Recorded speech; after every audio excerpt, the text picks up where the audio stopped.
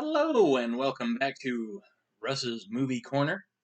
And as you can see, I'm still wearing my Light of the World t-shirt, and so I'm continuing with my rebuttal of Professor Dave Explains 5 questions for Dr. Kent Hovind.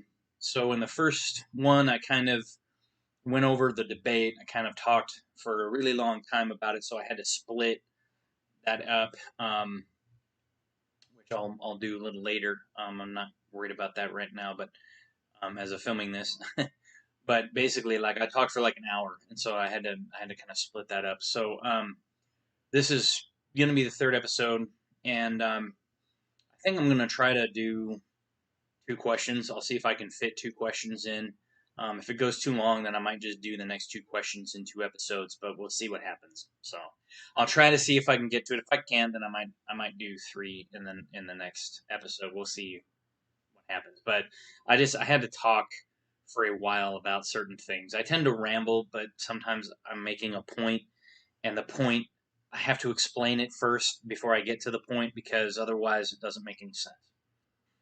So, Professor Dave again, not asking a question.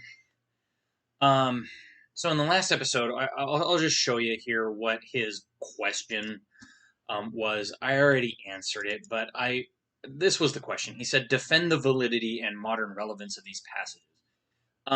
Which again is not a question. That's not a question. That's more of a, hey, you have to do this. It's more of a statement where you should have said, what is the relevance in modern times of these passages? That's a question. Okay. If you can defend that for me, that would be awesome, and it would make it easier for me to understand, like, what's going on here. Like, how does this work? In each way, So his passage for question number 2 starts, "You regularly misrepresent," and I'm sorry about my on the picture here because I don't have internet at my apartment where I'm set up right now. And so what I had to do is I had to go online. I had to go onto the YouTube, and then I had to take like a picture at the right time, and you do that by pressing the down. Well, you can press up or down on the volume key and the home key at the same time. Because I have a Samsung, I have a Samsung Galaxy Note 9, and so I had to do that to get the pictures. So that's why that little bar is over question 2. Because when I would go to click it, it wouldn't always register both button presses at the same time. So it would like the volume would like start going down. And I'm sitting there like trying to get it to go because I have to, because he'd only leave it up on screen for a certain amount of time after he got done with his whole, with the whole question. So, and then he would sit there and ramble on for another, another minute or two, about what he's thinking when he says this stuff. So he is starting this question by saying, "You regularly misrepresent evolutionary ancestry so that you can whine incredulously about whales coming from pine trees and other misleading nonsense. Of course, you know that evolution does not propose this, but rather from a common ancestor over several billions of years and many millions of intermediary species, all of the current life on Earth was eventually produced. Explain specifically and mechanistically on the molecular level why you believe this to be impossible." So I'm going to do that right now, okay? Because I believe that Professor Dave here doesn't understand the theory of evolution, because when he was teaching it, it was at a high school level. I have taken probably 3 or 4 high school level biology courses, and I know of 2 biology 101 classes that I've been in. Okay, I've also studied chemistry and physics, and I've done it on a level that is probably way above, in terms of being able to practically use the physics that I was working with, in the process of a paper mill, because that's where I worked after I left my technical college. I lived up in Port Townsend for about 4 years. I worked at a paper mill there for about a year and a half, a little over a year and a half. And So yeah, I and one of the things that we studied was like chemistry in terms of pH and physics in terms of levels and densities and all that kind of stuff, temperature, because everything affects process, whether it expands, contracts, how it behaves in a pipe, how it affects the flow, how it affects the process loop itself. So there's a lot there that I know about. Okay. Now, in terms of this, um, so in 2011, there was a documentary that was narrated by the guy that played Prince John, but the advisor to Prince John. He was the bald dude from France. The actor's name is Mark Strong. I recognized the voice, and I was like, God, I know that voice. Where do I know him from? Well, he was from the Russell Crowe Robin Hood movie. Okay. And you've probably seen him in other movies. Like you'll see him and you'll go, "Damn, he looks familiar." He's been in a few other movies. I'm not going to go into all that, but anyway, he was narrating for the National Geographic Channel a um, thing called "The Story of Earth." Okay, and it was written by like 2 or 3 different PhDs. Okay, and what I'm going to ask you, Professor Dave, okay, or any of your constituents that come and watch this video series, stromatolites. Explain to me, and I'm demanding it of you, explain to me on a molecular level, specifically and mechanistically, how stromatolites work. Oh, you don't know what stromatolites are? Oh, well, let me enlighten you then. So, stromatolites were supposed to be these single celled organisms. So, basically, they said that like there was the Earth and it was molten, and then there was a secondary planet that came in and bashed into the Earth. Okay, and that created an accretion disk, which eventually became the moon, and the moon drifted away to its current orbit over millions of years, which is impossible.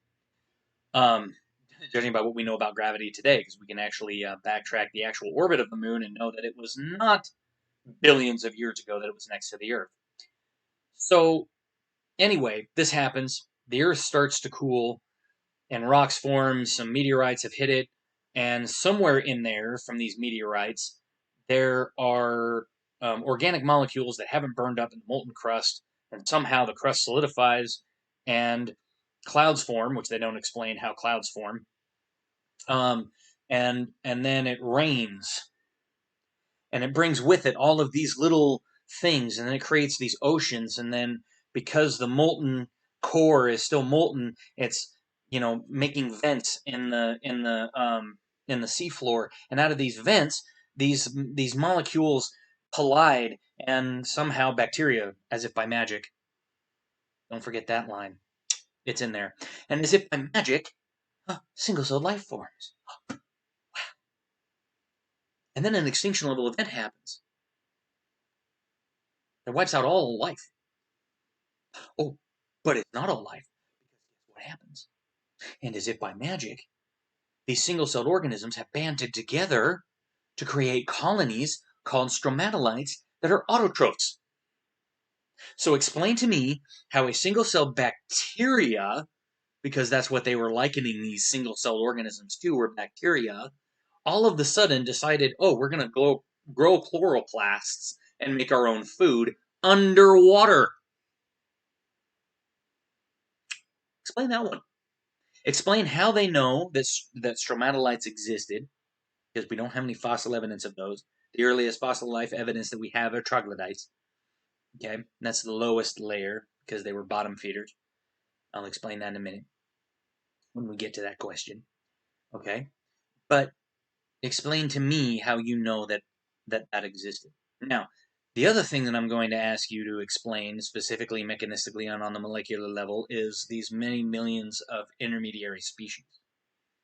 We don't have millions of intermediary species. If you look at the Cambrian Explosion, okay, this is a term in geology and biology and evolutionary mechanics that is at a certain period, which they've arbitrarily named because they said, okay, this rock layer is this many millions of years old, and this rock layer is this many millions of years old, and this rock layer starts getting to this many millions, and this many millions, and this many millions, and this many millions, and then they arbitrarily named all of them.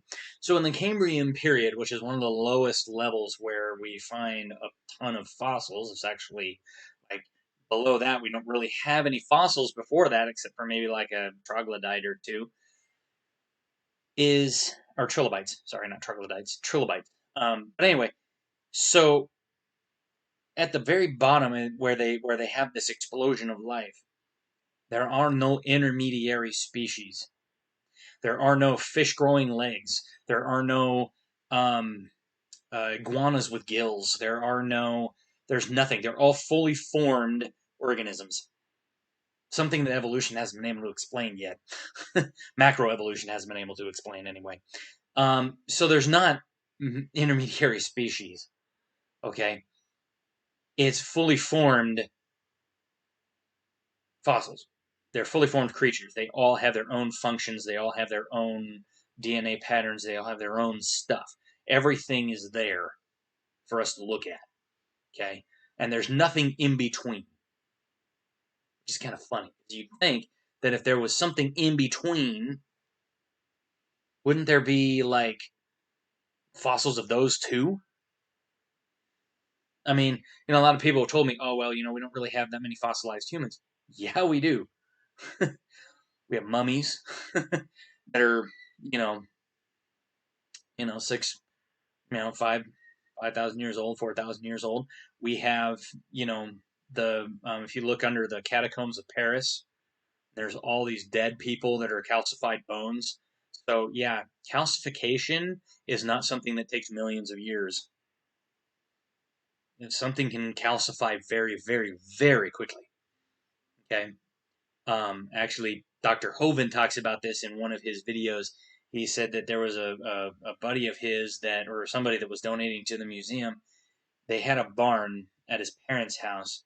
When he was a kid, he and his buddies put a pickle in a jar of water and they stuck it out in the barn.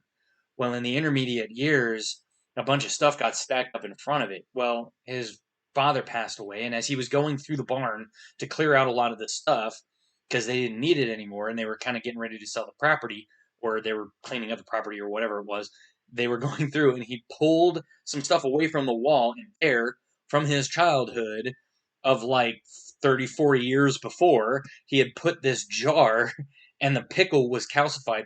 The top of the lid of the jar was gone. The jar was still there. The glass jar was still there to let you know just how resilient glass is. And the pickle was still inside the jar. And it was a solid rock. So it doesn't take millions of years to create calcium. Okay? Fossilization can happen like that. Okay? In terms of geologic time. This is a finger snap or an eye blink is how fast this happens. Okay? So you want it specifically and mechanistically and on the molecular level why many millions of intermediary species? No. Because if you had that much time in between, you would have many more fossilized remains. And even so, the remains that you do have been altered in some way or have been, changed in some way. Like, for instance, Lucy. Lucy was a bonobo ape skeleton that's not even parts from the same bonobo ape. Some of the people studying the ape finally realized that when they were studying it, they realized that the fossils, when they talked to the guy, and then when they went back and studied the fossils, that they were actually from different bonobo apes. And the hip bones were actually from two different bonobo apes, one male and one female, and they actually had to like file down the bones so that they would fit together and also so that they would look a little wider so that it would look more like human hips instead of bonobo apes. Bonobo ape hips are very, very narrow, they're very round, and human hips are very wide. Okay, so to kind of look like an intermediary species, they had to actually saw the bones down so that they looked a little bit wider. And like the jawbone wasn't even like found, like some of the jawbones and some of the skull fragments and stuff were actually found like 200 yards away or like 200 meters away or something like that, and like another like 200 meters down in the soil or something like that. It was some god awful amount. I mean, it was just stupid. It was like there were all these different, like this guy was just basically just like picking up different bits that he was finding and going, oh, look, here, got all these skeletons. They look old. Okay. And the guy said that like the skull that they actually reproduced, they said the fractures, like they actually talked to a forensic scientist and they said the fractures were actually from somebody actually falling from a great height. So they theorize that the actual like creation scientists that have disproven Lucy on numerous occasions say that it was actually a bonobo ape that actually probably fell asleep and fell out of the tree and busted her head open. So honestly, that's what we're talking about. So getting back to stromatolites here real quick, when you talk about those stromatolites, then you need to explain to me how those chloroplasts grew in bacteria, and why don't bacteria have those now?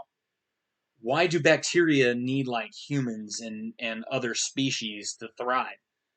Okay, why does bacteria eat matter in my intestines to help me digest food? Why do matter eat, or why do bacteria eat around my eyes to help me, to help keep, certain particles away from my eyes? If they're autotrophs, why don't they do that? I mean, if they evolved to do that, why didn't they just keep that mechanism? I mean, it must have been better than what they had before, right? So explain that to me. So I want to talk about. He talks about genetics. He's like, oh, you might have to bone up on your genetics for this one. Okay, I'll talk to you about genetics. Here was an experiment that I did in the 7th grade. Okay, I was at a Catholic private school where I live, and it was a great school. I really enjoyed it. Okay, and it wasn't. We still kind of studied some of the facets of science. I mean, everybody thinks that Christianity just throws out science and says, "Ha ha, here we go. See, we have this book, and this book is all ha ha ha." No, we actually use science to help prove this book, which it actually does. But that's another time. Um, so the point is that so I was at this Catholic private school. We were doing a science class, and we were paired up. So we had a small class size. I think it was like 20 kids. I think like 15 to 20 kids. Really small. Okay. Because this was before the school really got big. It was before a lot of people started, trying to put their kids in private school. Um, and this was before the big education crash in the 90s. Um, so like I said, I was in 7th grade, and we had studied some Punnett squares. Okay, and so they were kind of showing us like, here's how genetics work. Okay, and they said, now you're gonna take two animals. You're gonna be paired up with a partner. It was generally male to female, and sometimes we might have had female to female, because I think we had more females than males in the class. So I think we had one that was like there was a female and a female, and they said, okay, you're a male and you're a female. Okay, just whatever. Just this is an assignment. Don't worry about it. This is just for this assignment. And they were like, okay. So we had to get two animals that we liked. Okay, and so like some people chose dogs, some people chose different things. I chose a dragon because I forgot, like I was doing other homework assignments at the time, and I totally forgot to trace out my animal. So like at the last minute, I took the Dragonlance. I was reading the Dragonlance Chronicles. It was Dragons of Autumn Night. I specifically remember it because the cover was red. And if you look up, they had the Dragons of Autumn Twilight was red, Dragons of Winter Night was blue, and Dragons of Spring Dawning was green, because it had a red, blue, and green dragon respectively to represent the seasons. Because fall is more of a kind of a reddish, brown, kind of yellowish, kind of those kind of hues. Whereas winter is more associated with like cold and blue and ice, and then spring is more green because that's when the trees are starting to bloom again, and their leaves are starting to grow back, and it's all green and new and fresh. So I remember because I was reading that book, and I came into class, and the teacher was like, "Do you have your animals?" And I'm like, "Shit!" So I like took my thing and I like traced out this because it had this little tiny dragon. So I like traced out this dragon like really fast on the back. And what we had to do is for each part of the animal that we had, we had certain Punnett squares, and certain people had dominant traits. So like the in certain traits the male or the father was the dominant trait, and in certain traits the female was the dominant. And that was kind of to represent the gametes, the that the the sperm from the male and the egg from the female, when they meet together in the womb, it's this is what it's creating. It's creating something brand new, right? Because you're getting traits from your parents' side and from your mom's side and from your dad's side when they meet. Okay. And so I was doing this assignment, and so like she chose, I think it was like a horse. And so I was, so it's like one leg was like a dragon leg, and one leg was a horse leg, and then like one of the front legs was like a dragon wing or something, and then the back, and then it's like it had wings on its back, and it had these different things. I mean, it was this weird like Pegasus dragon hybrid thing that was like, what the hell? But we know that that doesn't happen in real life, because if you actually look at the chromosomal breakdown, not everything shares the same number of chromosomes. Some have more than us, some have less than us. And we know that, like, you can't breed a dog and a cat. It doesn't work. Their chromosomes are not compatible. Okay? Even though it might fertilize, it's not going to take, because the number of chromosomes from the dog don't match up to the number of chromosomes from the cat. Okay? It just won't work. It will not work. Okay? And it's that way across everything. Now, yes, you can breed different types of flowers. Why? Because flowers are of the same kind. And like I said, we'll get to that question here in a minute. But basically what I'm trying to get at here is that we don't see any of that cross class or cross order. Okay? That's what we see. No cross kind. Okay? You can't mate with a monkey. It doesn't work, because a monkey's chromosomes don't match up to a human's chromosomes. Okay? Because they're completely different than us. Even though we're like 98% genetically compatible, that extra 2% makes it so that we can't mate with them. Do you understand that? That's what we're talking about. When he's saying in evolution, when you have whales from pine trees, or you have giraffes from alligators, or you have birds from dinosaurs, it doesn't work, because you can't do that. Okay? This whole common ancestor business is complete nonsense. The only common ancestor that a human has is a further back human. Okay? It's not, we don't share anything else. We've never found Neanderthals, and Neanderthals that we found were actually like way more human. They were like genetically human than they were just some other species. We just called them that because it backs up some theory that a guy had. Okay? But they've actually found that when they start actually studying the Homo neanderthalis, okay, which was like our predecessor to, and then there was Homo erectus, there was Homo neanderthalis, and then there was Homo sapiens, which is us. Okay, Homo neanderthalis was very strange. Homo erectus, we haven't found a single one yet, because the ones that they thought they found actually weren't.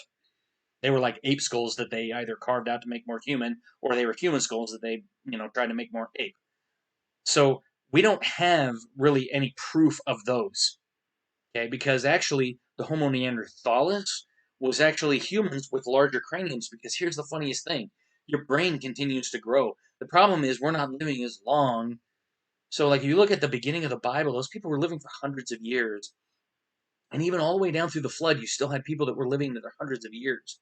And they found that the brain never stops growing, even after death. Like, your brain will continue to grow. Like, they've actually exhumed some corpses where the brain is actually like elongated, and the skull is actually like deformed. Okay, it's like your nails, and it's like your fingernails, and your and like eyelashes and hair and all that kind of stuff.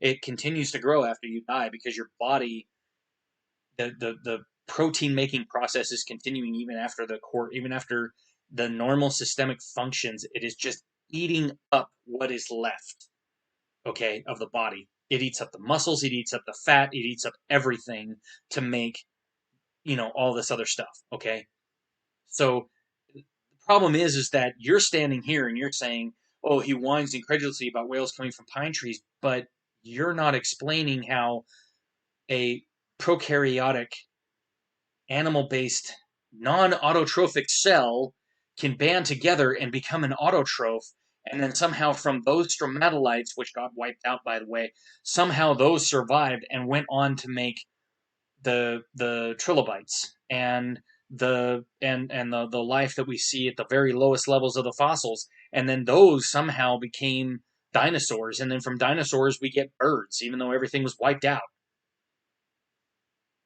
You're not explaining it either, dude. I mean, there was like 5 extinction level events that wiped out all life, but oh, wait a minute, as if by magic something survived. Well, you can't have it both ways, dude. Either everything is wiped out, or most everything was wiped out. Like, say, 99% of life was wiped out, the other 1% survives and propagates. Which is kind of funny because in the question about Noah's Ark, which we'll get to, you actually say that. The funny thing is, genetically, you talk about incest. Genetically, we're all like, I think it's like 12th cousins. Every person on Earth is like 12th cousins.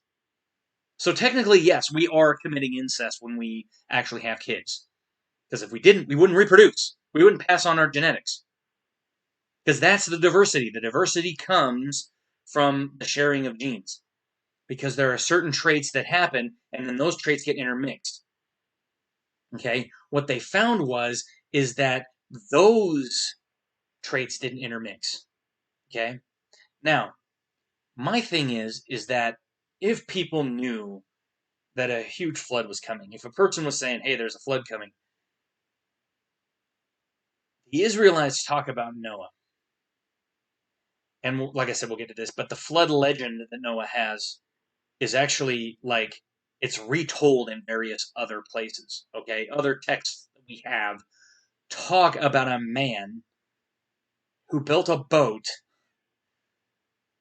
and like survived the flood. There are numerous flood legends that back up the Bible, and the funny thing is that in all of those legends, it is some variation on the word Noah. Like if you translate it over from their language over into a romanization of that language, and then you translate their words over to like English or whatever, it is generally a version that is Noah. Okay? And that's funny to me. But anyway, so that's what I'm saying is that when you have cross species, like, like we can breed a tiger and a lion and get a liger. They've done it. I didn't even know those existed because I saw Napoleon Dynamite and I was kind of laughing. But then I actually saw somebody was looking up something and they actually had like an actual article where they came out. They actually bred a lion and a tiger in a zoo, and guess what they came up with? They came up with a liger. But why is that possible? Because they're both felines. It's not like they're breeding a wolf and a lion and getting something.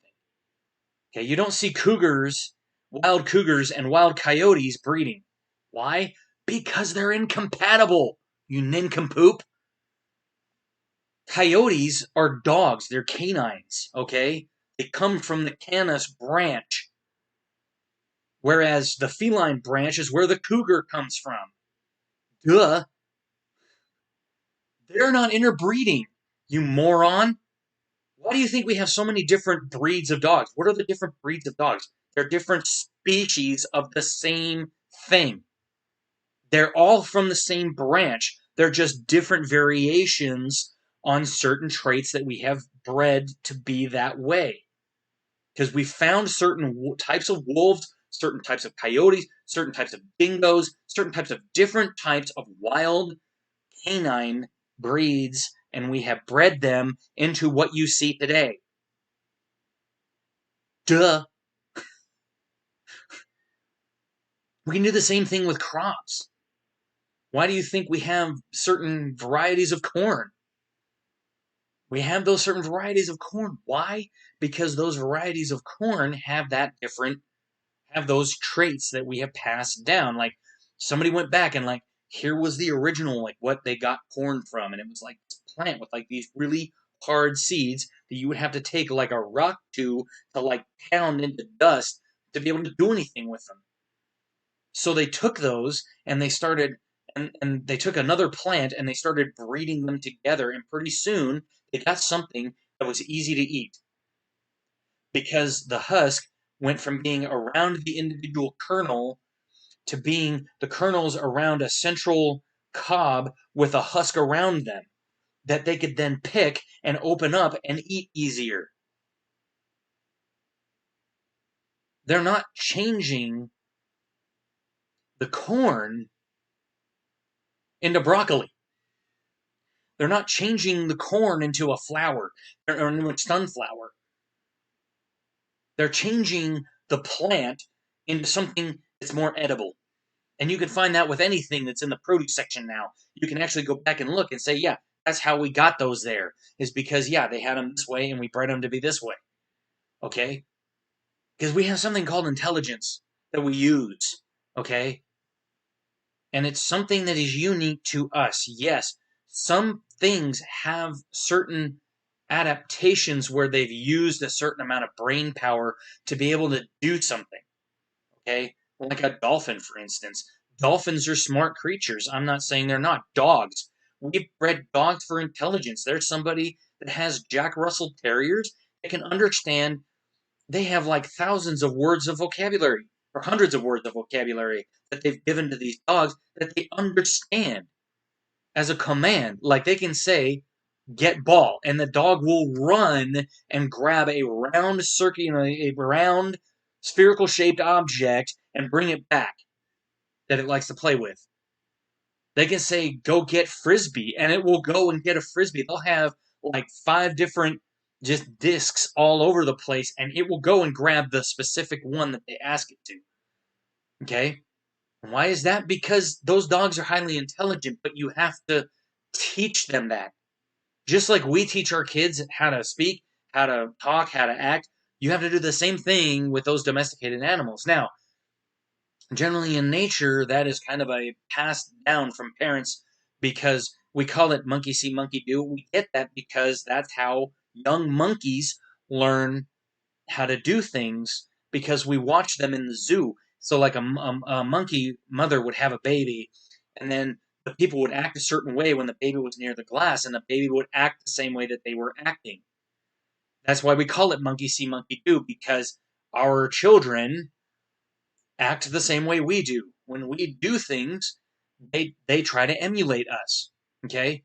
So if you're sitting at the table and you burp, what's your child gonna do? He's gonna burp and then he's gonna laugh uncontrollably because he did it. Right? And you're probably going to laugh because it's cute and you're gonna be like, haha, don't do that. But they're still going to do it. Why? Because it got that laugh reaction out of you. Because you did it, you might have laughed. Now they did it, they laugh. And that's that monkey see, monkey do mentality. And we have to try to educate our kids that these are the boundaries of what we call etiquette. Okay? Don't do that. Now, in the wild, it's a little bit different because, like, monkeys generally, like, keep their young with them, okay? And then they teach them as they go. And then once they get older, they basically just, like, send them out on their own. They're like, you got to go find your own. And yes, some of them hang around because they're intact, and some of them will go completely different areas. They'll go far, far from home, and they'll find other mates. Why? Genetic diversity. Okay, there might be another tribe, 50 miles away, and they will swing through 50 miles of trees to get to another colony of apes because genetic diversity. Okay, why do you think prides of lions have like 10 or 15 lionesses and one male lion? Because that one male lion can mate with all 15 of those lionesses. Those 15 lionesses have genetic diversity. Any males born usually challenge the alpha lion, and if they win, then guess what they get to do? They get to commit incest with their own mom and all of their siblings' parents. Okay? All their half siblings' parents. If they don't, then they have to go find another pride. And they have to take out that alpha, and then they can impregnate those. Okay? But that's what I'm talking about, guys. This is something that this guy, if you want to start talking about diversity, okay, you want to talk about all this stuff, let's look at something that everybody, at least in the United States, Canada, Europe, probably has a house. What are four things you need to build a house? A working, functioning house. Okay? You need a foundation. You need the studs to build the wall, the wood generally, or sometimes it's steel, but most of the time with houses, anyway, it's wood. Okay, because wood is cheap.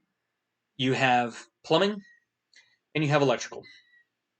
Four things, right? Okay? The sheetrock, the coverings on the outside, all of that stuff is just window dressing. Okay? Because at what I'm trying to talk about is that we have four building blocks in our DNA. So if you have four building blocks to build a house, how many different variations of house can you build with those four building blocks? Go ahead, I'll wait. Probably an infinite number, right? Because you can build any floor plan you want. You can pour the concrete slab in any shape you want to make it. And then you can put the wood in any place, and then you run the pipes and the wires all around, right? If you think about it, DNA has four building blocks: adenine, thymine, cytosine, guanine. Four. Okay? That makes up your DNA. Those four things match up to make your DNA. And only two of them can match up at any one given time. Okay? You can't mix the two. They have to be 1-to-1, 1-to-1. AC and then TG. Okay? And there's U for RNA, but that is actually for making proteins. Okay? Because how do you get out of your mom's womb? How did you become? What did you start as? You started as an egg cell from your mom and a sperm cell from your dad, and they met. And the sperm cell goes inside, and inside of that little egg, genetic information is combined into a chromosome. And that chromosome determines everything about who you are. So, how I look was because of a sperm cell from my dad and an egg cell from my mom. And it doesn't matter who you are, where you live, what you do, that's you.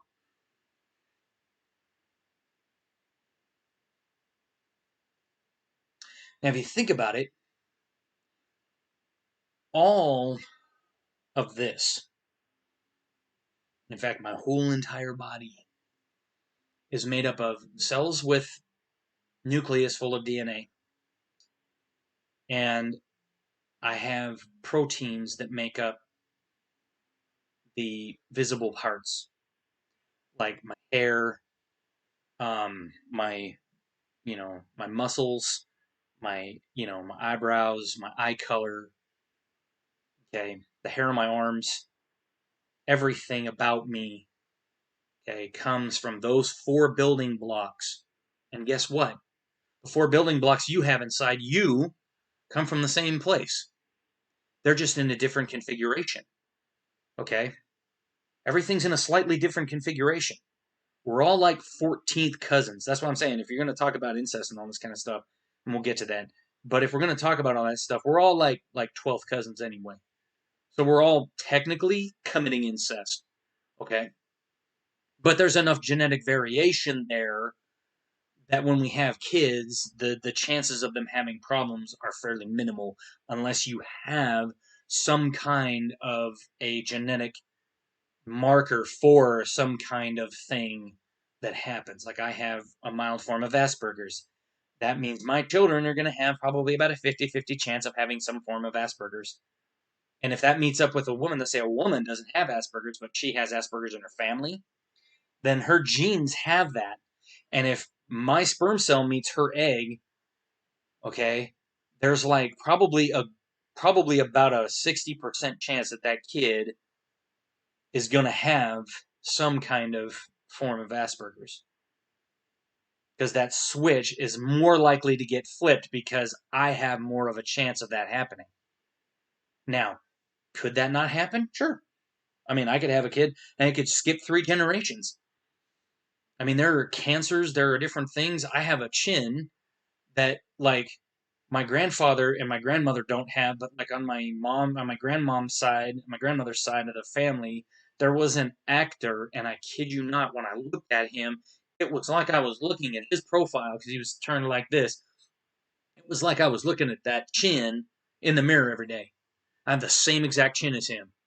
It was crazy. He was an actor, and I'm an actor. I love acting. I love performing in front of people. It's one of the reasons why I'm doing these YouTube videos. Okay? And I know I've been talking now for about 40 minutes. So I'll wrap this up. But you get what I'm trying to say here, okay? I had to go off on this tangent because I needed people to understand that the amount of chromosomes you have in your body are specific to the species, to the type of species that you are, and that it doesn't cross. That's what kind means, and we're going to get to that, and I'll explain it in a little bit better detail, okay? So I'm going to wrap this up, and I'll see you in episode 4.